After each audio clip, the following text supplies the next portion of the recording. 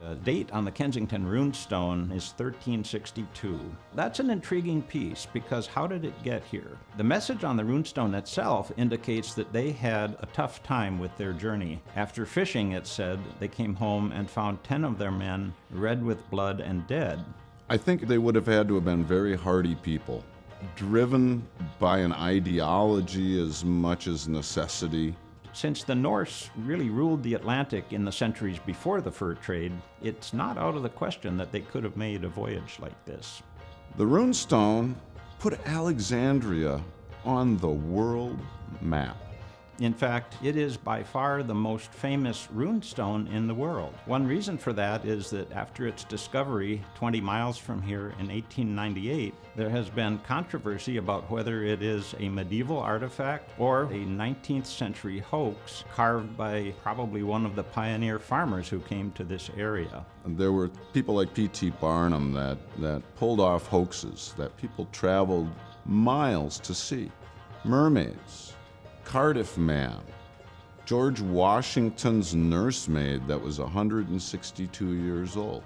People want to be confronted with something that suspends their disbelief. They want to be told a good story. But we try not to take a position. We want people to make up their mind, see the evidence that we have, and in fact, we tell them that, and I think people like that. I think they get more of a sense of ownership in this, in solving this puzzle.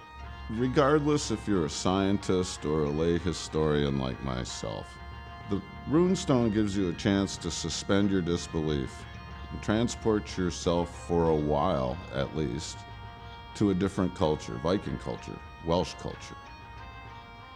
Everybody wants to be a Viking. The Runestone Museum was started in 1958 in a different building, and at the time, the Kensington runestone was its only artifact. The Runestone Museum is unique in a lot of ways. One of them is the Norwegian everyday item collection. Bread storage boxes, butter molds, things that people brought in their wedding trunks, part of their trousseau. Another collection we have is Ojibwe and Dakota beaded clothing and accessories. And the collection that they have here is really quite phenomenal. You don't see a lot of the artifacts in the larger institutions that are everyday culturally important to the Native Americans in this area. We also have a room that we call the Flex Room. We emptied everything out of that room, and since then we have had 5 exhibits. Currently we have the Ice Age giants. Some bones of mastodons and mammoths were found in this area.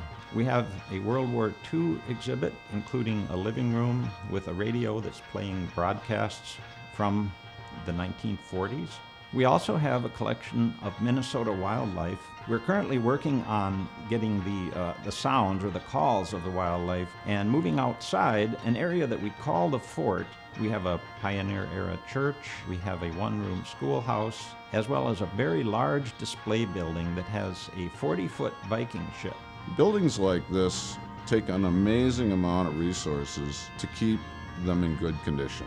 And without support from the local community, these buildings will deteriorate just like the collapsed barns you see on the landscape. The collection of artifacts that we have assembled here over the last 50 years is part of the legacy of Minnesota's history.